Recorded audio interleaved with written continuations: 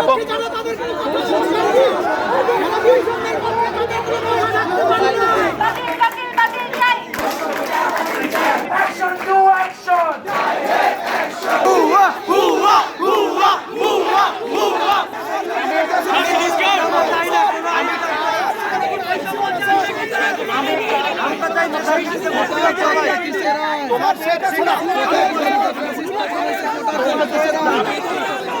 তোমাদের বক্তব্য আমি শুনেছি। আমি উপাচার্য হিসাবে 1973 জাহাঙ্গীরনগর বিশ্ববিদ্যালয়ের অ্যাক্ট আমাকে যে ক্ষমতা দিয়েছে সেটা তোমাদের কথা আমি তোমাদের এই দাবি তোমরা ন্যায্য বলছো, ওই ফোরামে সিদ্ধান্ত নিতে দাও।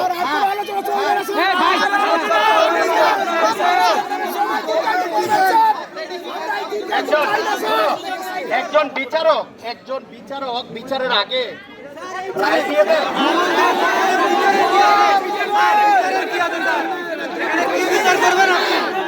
আমরা একটু শুনি, আমরা যদি বাইরে থেকে কথা বলি ছাত্র এখানে কিছু বলতে পারছে না। আমি বলি, জাহাঙ্গীরনগর বিশ্ববিদ্যালয়ের শিক্ষার্থীরা এরকম পরীক্ষা দিয়ে আসছে, তারা কি রাস্তার মানুষ? তারা অত্যন্ত মেধাবী বলে। আমি বলি তোমাদের কাছে এমন আচরণ আশা করি যাতে সারা বাংলাদেশি মিডিয়ার মাধ্যমে জানে।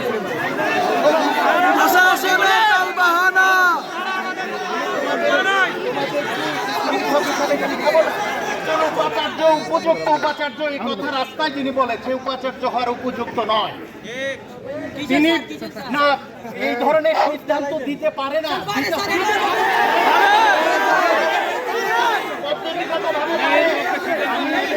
মেয়ের পক্ষে সিদ্ধান্ত দিতে কোনো আলোচনা লাগে না। আমি তোমাদের একটা কথা বলি, বলো বলো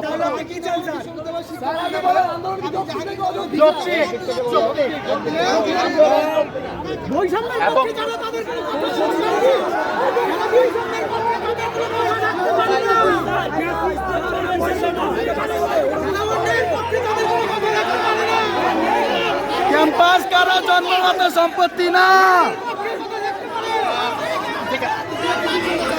ক্যাম্পাস কারো বাপদাদার সম্পত্তি না, ক্যাম্পাস কারো বাপদাদার সম্পত্তি না। 2000 শহীদ হয়েছে, সেই কোটা বাতিল করতে হবে, কোনো কোটা থাকবে না। কোটা না মেধা, কোটা না মেধা, এক দফা এক দাবি। আচ্ছা, আমরা সবাই একটু চুপ করি,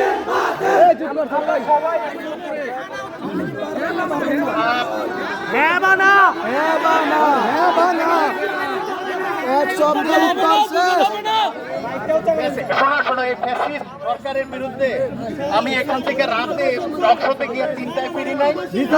আমার তো সমস্যা নাই। ইতিহাস শুনতে চাই না, ইতিহাস শুনতে চাই না, বহু শুনছি। আমার অন্তরে রাখতে হবে আমাকে যে কাজটা আমি একটা দায়িত্বে আছি, তো আমাকে কথা বলতে হবে হচ্ছে মিটিং ডেকে। আমি যদি আমার ব্যক্তিগত